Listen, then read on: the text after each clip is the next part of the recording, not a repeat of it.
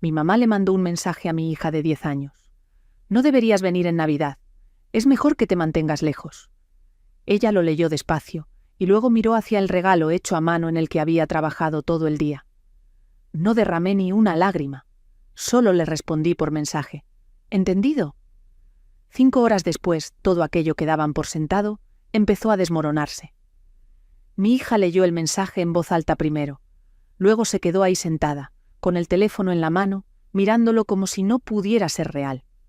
Bajó la mirada a la cajita de madera en la que había estado trabajando todo el día. La que tenía estrellitas doradas, diamantina y un pequeño corazón chueco en el centro. Había escrito «Feliz Navidad, abuelita», en la parte interna de la tapa, con un plumón rojo que le temblaba en la mano. No era perfecta, pero estaba tan orgullosa. Decía que la abuela la iba a querer más que cualquier cosa que le hubiera dado antes. Luego me preguntó si había hecho algo malo. Yo estaba de pie junto a la barra de la cocina, calentando recalentado en la estufa. Al principio, ni siquiera supe de qué me hablaba. Me pasó el teléfono y leí el mensaje. Era largo, pero no tenía ni una sola frase amable. Mi mamá había escrito: «No deberías venir en Navidad. Es mejor que te mantengas lejos. Va a ser más fácil para todos». Seguí leyendo, esperando el remate, alguna broma, o tal vez un segundo mensaje. A lo mejor había mandado el primero por error, y le faltaba terminar. Pero era exactamente lo que parecía. Decía que los hijos de mi hermana estaban muy sensibles este año, que tenían sus expectativas y que se arruinaría el ambiente si llegara alguien más. Ese alguien, siendo mi hija, una niña de 10 años que perdió a su papá y aún así sigue sonriendo. Dijo: «Tienes que entender de dónde vienen ellos. Están acostumbrados a que todo sea de cierta manera, y este año también ha sido difícil para ellos. Difícil para ellos. Están consentidos los 3. El mayor le dijo a mi hija el año pasado que solo los nietos de verdad reciben los regalos grandes. Mi hermana se rió cuando se lo mencioné. Dijo que él no lo había dicho en ese sentido, pero aparentemente mi mamá pensó que tenía razón. No lloré. Ni siquiera parpadeé. Mi hija estaba sentada en el sillón, todavía sosteniendo la cajita de madera. La vi cerrarla despacio y empujarla hasta la orilla de la mesa de centro. Luego subió las rodillas y se quedó callada. Le mandé a mi mamá un mensaje con una sola palabra: «¿Entendido?». Pasaron 5 horas, sin respuesta, sin llamada, ni siquiera una pregunta sobre cómo había tomado mi hija lo que le dijo. Como a las 8:15 de la noche, le mandé mensaje a Estela: «¿Me llevas en el coche?». No preguntó por qué. Dijo que llegaba en unos 20 minutos. Me puse mis tenis y agarré las llaves de repuesto del cajón. No me llevé chamarra. No le expliqué nada a mi hija, solo le dije que regresaría pronto y que podía seguir viendo la película que habíamos empezado. Estela llegó con el motor encendido. Me miró y solo asintió. Ese es el tipo de amiga que es. Cruzamos la ciudad directo a la casa de mis papás. Llevaban meses usando mi camioneta, la que compré antes de que mi esposo se enfermara. Después de que murió, ya no tenía sentido tener 2 coches. Y cuando la camioneta de mi papá se descompuso en primavera, les di la mía. Nunca les cobré nada. Nunca dije nada. Pero seguía siendo mía. Seguía estando a mi nombre.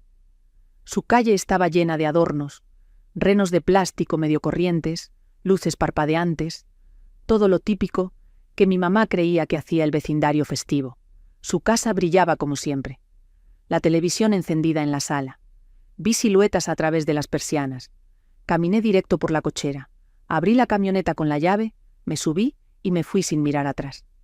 Para cuando llegué al final de la calle, vi movimiento en el retrovisor. Mi mamá salió primero, luego mi papá, los 2 descalzos de pie en la entrada. Mi hermana se quedó en el porche, paralizada. Nadie me siguió, solo miraron, y en ese momento lo supe. No solo que yo había terminado con ellos, sino que ellos nunca nos habían visto realmente como parte de su familia. Ni a mí ni a mi hija. Nos usaban cuando nos necesitaban, sonreían cuando les convenía. Pero en cuanto ya no encajamos en su Navidad perfecta, nos tiraron como papel de regalo usado. No tenían idea de lo que venía. La mañana después de que recuperé la camioneta, la casa se sentía extrañamente silenciosa. Mi hija se despertó temprano, caminó a la cocina y se sentó en la mesa sin decir casi nada. Su plática de siempre no estaba ahí. Solo jugaba con la manga de su sudadera mientras yo hacía pan tostado. Cuando se levantó para tirar algo, escuché el golpe suave de cartón cayendo al bote. Cuando salió de la cocina, fui a ver. Era la cajita de madera, el regalo que había hecho para mi mamá. Había roto la tapa a la mitad antes de tirarla. La diamantina seguía pegada en las orillas como si se aferrara con todas sus fuerzas. No la saqué. Algo en dejarla ahí se sentía honesto. Mi teléfono vibró por primera vez como a las 10:30 de la mañana. Era mi mamá, obviamente. Dejé que sonara hasta que se cortó. Luego llegó el mensaje. Al principio intentó sonar confundida. ¿Dónde está la camioneta? No nos avisaste que te la ibas a llevar. Tu papá la necesita hoy. Ni una sola mención de lo que le había dicho a mi hija. Ningún reconocimiento de lo cruel que había sido su mensaje. Era como si esperara que nos lo tragáramos en silencio, como siempre. No contesté. En vez de eso, le dije a mi hija que se cambiara. ¿Salimos a desayunar hot cakes? La dejé pedir crema batida extra, aunque normalmente se cansa de ella a la mitad. No sonrió mucho, pero se comió cada bocado. De regreso a casa, me desvié y pasé a una tienda de manualidades. Le dije que podía escoger lo que quisiera. Caminó por los pasillos con las manos en las bolsas, casi sin tocar nada, hasta que al final tomó un paquete de calcomanías de fieltro y un frasco de pintura azul. No mencionó la Navidad. No mencionó a la abuela. Cuando volvimos, el tono de los mensajes había cambiado. Mi papá se había unido. ¿Estás hablando en serio? Estás siendo una niña. Esa camioneta nos estaba ayudando a salir adelante. Luego mi hermana. Estás cometiendo un error enorme. Debiste hablar con nosotros primero. ¿Hablar con ellos? Ellos nunca hablaban conmigo. Ni siquiera pensaban que mi hija merecía ser incluida. Puse el teléfono boca abajo y ayudé a mi hija así a acomodar sus cosas de manualidades en la mesa de la cocina. Pintamos un rato. Ella hizo un muñeco de nieve de papel azul con los brazos chuecos. Yo no dejaba de mirarla de reojo, preguntándome cuánto tiempo iba a durar ese silencio suyo. Como a las 3 de la tarde, llegó el mensaje de verdad, el que me dejó clarísimo quién habían decidido que era yo ahora. Estás arruinando la Navidad para todos.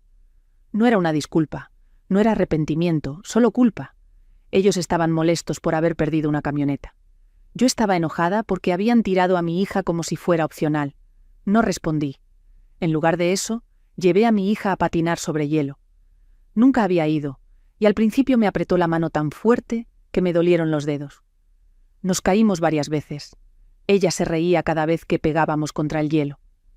Su risa sonaba como oxidada, como si no la hubiera usado en mucho tiempo, pero seguía ahí. Cuando regresamos a casa, ya estaba oscuro. La luz del porche parpadeó mientras metía la llave en la chapa. Apenas habíamos entrado cuando escuché que tocaban. Golpes secos, fuertes, oficiales. Abrí la puerta y había 2 policías parados en la entrada. Uno me preguntó si yo era Bárbara Morales y si había sacado un vehículo de otra casa sin autorización. Por un segundo, de verdad pensé que alguien me estaba jugando una broma. Luego entendí que mis papás habían llamado a la patrulla para acusarme. El oficial explicó que estaban respondiendo a una denuncia por robo de vehículo. No me paniqué. Fui al cajón, saqué la carpeta con la factura, la tarjeta de circulación y la póliza de seguro, todo a mi nombre, y se la entregué. Pasaron las hojas, mirándose entre ellos. Uno suspiró. El otro se disculpó y dijo que parecía ser un problema familiar y que iban a cerrar el reporte. Antes de irse, uno de los policías dijo que pasarían a hablar con mis papás por haber levantado una denuncia falsa. Lo dijo en voz baja, pero le vi el fastidio en la cara. Cuando se fueron, me quedé en la puerta, abrazando la carpeta contra el pecho. No estaba temblando, no estaba triste. Era algo más frío, algo para lo que todavía no tenía nombre. No solo habían cortado a mi hija. Intentaron convertirme en delincuente por no dejar que nos pisotearan. Fue el momento en que entendí que el puente no se estaba quemando solo. Yo lo estaba incendiando. A la mañana siguiente, mi teléfono no dejó de vibrar. No eran llamadas, solo mensajes del chat familiar.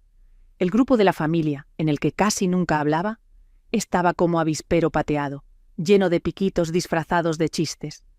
Mi hermana publicó una foto de mi papá, parado en la banqueta con un termo en la mano. El pie de foto decía: «Adivinen, ¿quién se va a pie al trabajo hoy? Gracias al berrinche de alguien». Reacciones de risa de los primos. unos cuantos mensajes de «qué fuerte», pero nadie preguntó qué había pasado en realidad, porque no querían saberlo. Querían que su versión fuera cierta, que yo estaba inestable, dramática y mala, que había arruinado la Navidad, porque seguía amargada por mi vida. Salí del grupo en silencio. Sin anuncio, sin drama, solo desaparecí. Como una hora después, Estela me llamó, medio riéndose. Al parecer, mi mamá les estaba diciendo a los vecinos que la camioneta se la habían robado en la madrugada. Una historia de robo completamente inventada. Supongo que pensó que la verdad no era lo suficientemente dramática. El problema es que ya sabes, pueblo chico, infierno grande, y a los pueblos les encanta el chisme, pero les gustan más los hechos. Y después de que la patrulla llegó a mi casa y se fue sin hacer nada, la historia se vino abajo. Luego alguien, todavía no sé quién, dijo la verdad en la iglesia. Que yo me había llevado mi propia camioneta, que mis papás habían levantado una denuncia y les había salido el tiro por la culata. Las cosas empezaron a deshilacharse desde ahí. Mi mamá intentó recomponer la imagen, yendo a la agencia de autos a preguntar si tenía algún derecho, ya que ella era la que había estado usando la camioneta. El vendedor, según esto, solo parpadeó y le dijo que si la factura no estaba a su nombre, no había nada de qué hablar. Salió humillada, pero nada de eso los detuvo de seguir con lo que realmente querían: venganza. El 23 de diciembre, la noche antes de Nochebuena, publicaron su desahogo en Facebook. No público del todo, pero lo suficientemente visible como para llamar la atención. Amigos, parientes lejanos, algunos excompañeros míos de la escuela. En cuestión de horas, la gente ya me estaba mandando capturas de pantalla. Empezaba empalagoso y falso. La familia no siempre es de sangre. A veces la gente elige el rencor en lugar del amor. Luego pisaba el acelerador. Le abrimos nuestra casa cuando no tenía a nadie. Después de que se quedó viuda, hicimos todo para ayudarla a levantar los pedazos, pero hay gente que simplemente quiere quedarse rota. Y luego la parte que me heló las manos. Nunca va a tener más hijos. Nunca van a encontrar a un hombre que la aguante. Pero nuestra otra hija nos dio 3 hermosos nietos, la clase de alegría con la que siempre soñamos. Fue un cuchillo digital, y ni siquiera fueron sutiles al girarlo. Me quedé viendo la pantalla un buen rato. No porque me sorprendiera lo que escribieron, sino porque confirmaron todo lo que yo ya había empezado a creer en esos días. Ellos no pensaban que habían perdido una hija. Pensaban que habían tirado a la hija defectuosa. 10 minutos después, Estela estaba en mi porche. No pregunté cómo había llegado tan rápido. Me extendió las llaves y dijo: «¡Yo manejo!». No hablamos mucho en el coche. Yo solo me quedé ahí, pensando en las 10 navidades que pasé yendo, aguantando la paz, escuchando las presumidas de mi hermana y las indirectas pasivo-agresivas de mi madre sobre lo cansada que me veía o lo callada que era mi hija. Pensé en mi esposo, en cómo amortiguaba todo con un chiste, una guiñada o un segundo plato de postre, y en cómo ninguno de ellos había dicho su nombre, ni una sola vez desde que murió. Cuando llegamos, la casa de mis papás brillaba como siempre. Luces por todos lados. Un muñeco de nieve de plástico enorme en el jardín, la camioneta de mi hermana en la cochera, seguramente llena de regalos etiquetados para los nietos que se importan. Subí y abrí la puerta principal sin tocar. Estaban en la sala. La cabeza de mi mamá se giró primero. Mi papá se levantó a medias y se quedó ahí. Mi hermana estaba en una esquina del sillón, con las piernas cruzadas y los brazos apretados alrededor de su cuerpo. No dije ni una palabra.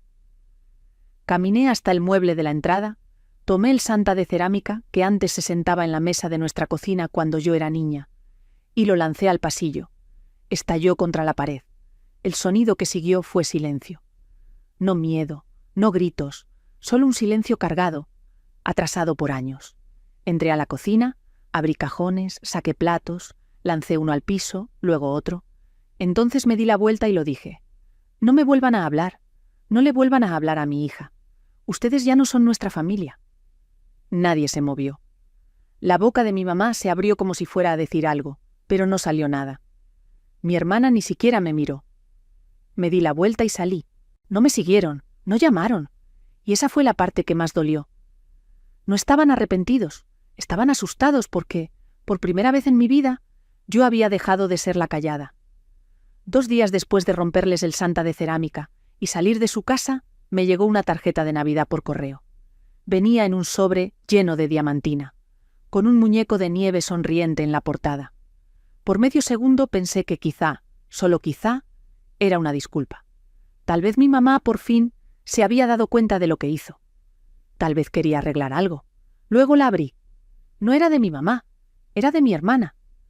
Dentro de la tarjeta había una nota escrita con su letra exageradamente prolija. Empezaba con: «No estuve de acuerdo con cómo manejó las cosas mamá, pero…». Y ese pero hizo exactamente lo que siempre hace. Borró toda la primera parte de la frase. Escribió que yo había exagerado, que había espantado a los niños, que necesitaba controlarme. Luego vino la parte que de verdad me hizo reír en voz alta, no porque fuera graciosa, sino por lo ridícula y calculada que era. Escribió: «Mamá está pensando en hablar con un abogado. Está preguntando si te pueden fincar cargos por dañar propiedad y hacer amenazas». Intentaba sonar como si me estuviera cuidando, como si me advirtiera por cariño, pero lo que realmente quería era que yo me encogiera.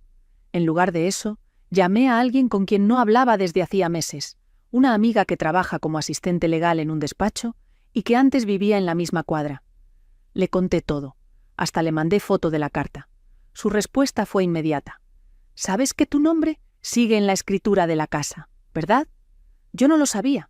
Al parecer, cuando mis papás tuvieron problemas de dinero, años atrás, mucho antes de que mi esposo muriera, me agregaron como copropietaria en la escritura de la casa, temporalmente, para poder calificar para un refinanciamiento con el banco. Nadie volvió a mencionar el tema, pero nunca me quitaron. Eso lo cambió todo. Yo no había entrado sin permiso a una propiedad ajena. No había destruido cosas de otra persona. Legalmente, yo había estado en una casa que en parte me pertenecía, aventando platos que tenía todo el derecho de tocar.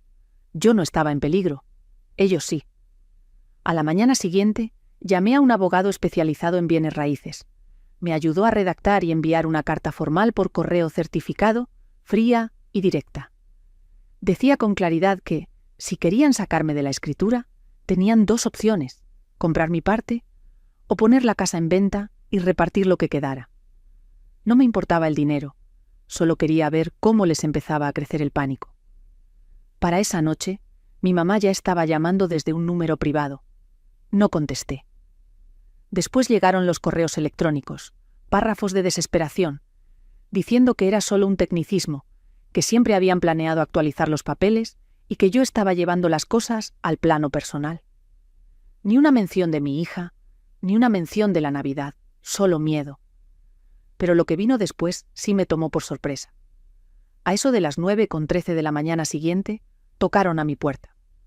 No era la policía, no era un vecino, era mi tía, la hermana menor de mi mamá. No la veía en persona, desde hacía por lo menos 5 años.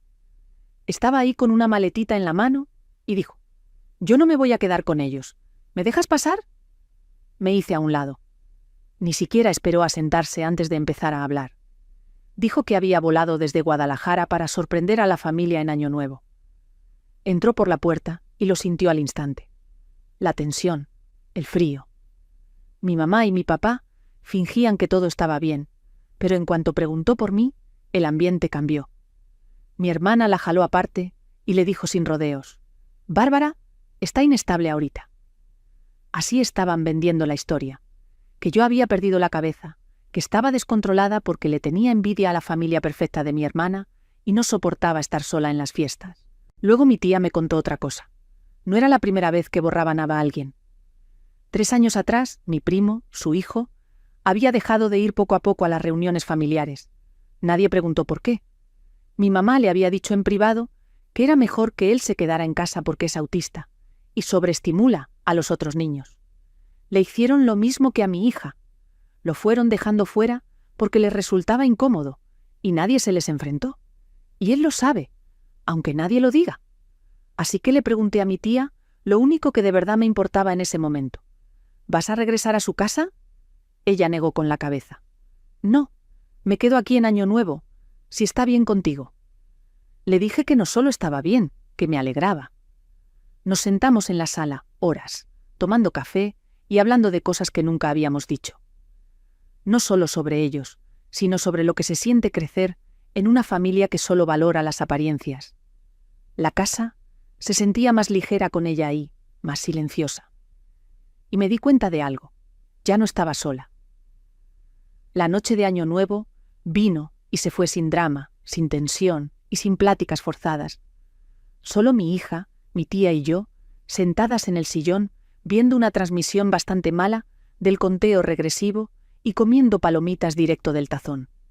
Encendimos una bengala en el patio y brindamos con ginger ale. Mi hija susurró: «Esto estuvo mejor que la Navidad». Lo decía en serio. Durante unos días después de eso, sentí como si la vida intentara nivelarse. Mi hija volvió a sonreír. Mi tía siguió durmiendo en el cuarto de visitas, haciendo hot cakes en la mañana como si fuera su misión. Nadie mencionó a mis papás. No hacía falta. Su silencio decía suficiente, pero el 3 de enero, ese silencio se rompió. No con una llamada, no con una disculpa, sino con una publicación pública. Mi mamá la hizo sutil, calculada. El texto era lo bastante vago como para parecer inocente para quienes no conocían la verdad, pero lo suficientemente claro como para que los demás entendieran la indirecta. Subió una foto de su árbol de Navidad, apagado, con las esferas todavía colgando.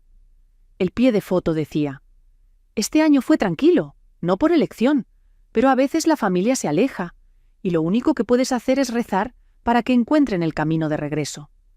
Debajo, un comentario de mi hermana: «Hiciste lo mejor que pudiste, mamá. Hay gente que solo quiere estar enojada».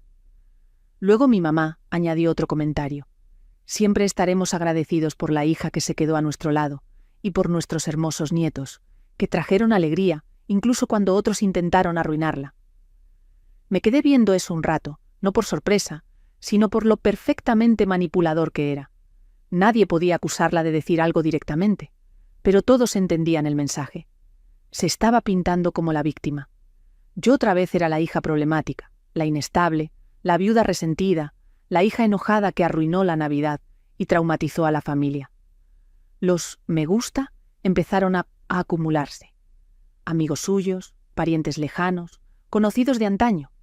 Luego llegaron los mensajes privados de gente con la que no hablaba desde hacía años. «Vi lo que puso tu mamá. ¿Estás bien? Tu hermana dice que has estado pasando por algo. La familia es complicada, pero es lo único que tenemos». Ese fue el que me hizo reír. No respondí ninguno, no publiqué nada, solo esperé. 2 días después crucé la ciudad manejando y me estacioné frente a su casa, del otro lado de la calle. No porque fuera a gritar o a hacer una escena, eso ya lo había hecho. Era porque quería que me vieran, tranquila, entera, sin esconderme. Mi mamá estaba en casa y mi hermana también. Esperé a que abrieran la cochera para bajar las bolsas del súper y crucé la calle. Mi mamá se quedó congelada al verme.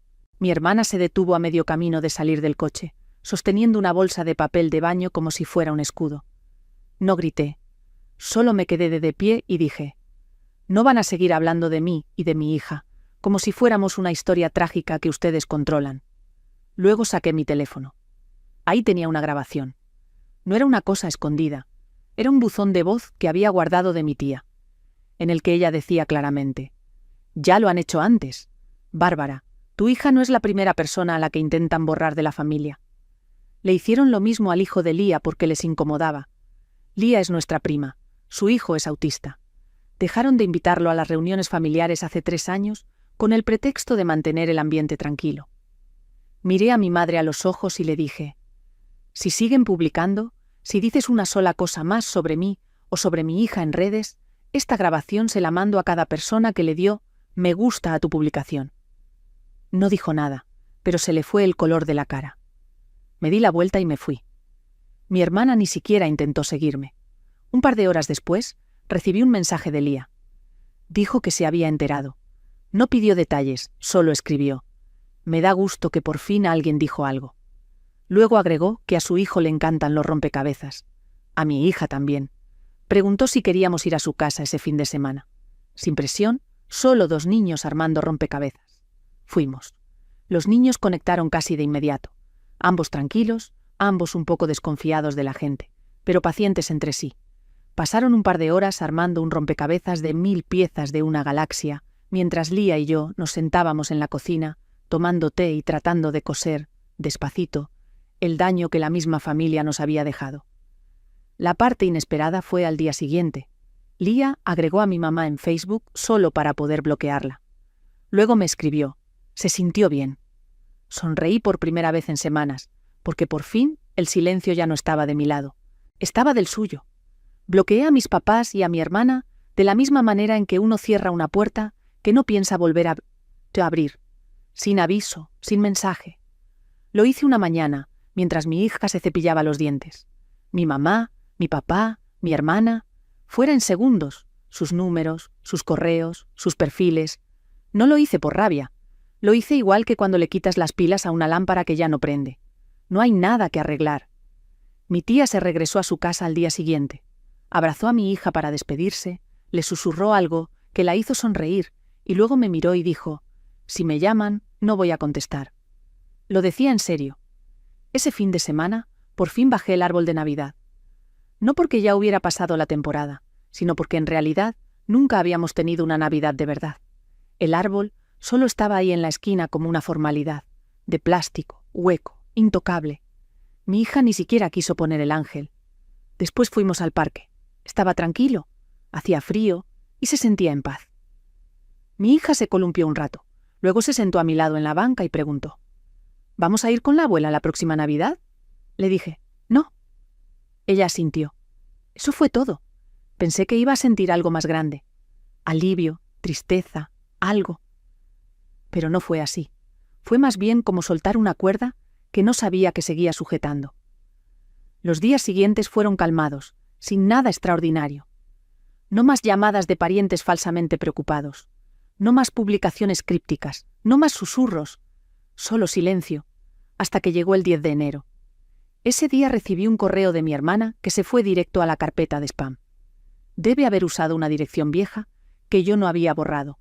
El asunto decía solo: Esperanza. Lo abrí por curiosidad. Era corto, un solo párrafo. Decía que esperaba que yo estuviera bien, que extrañaba a mi hija y que las cosas se habían salido de control. Ninguna disculpa, solo un intento cuidadosamente redactado de sembrar una semilla. Al final del correo había una frase que me hizo apretar la mandíbula.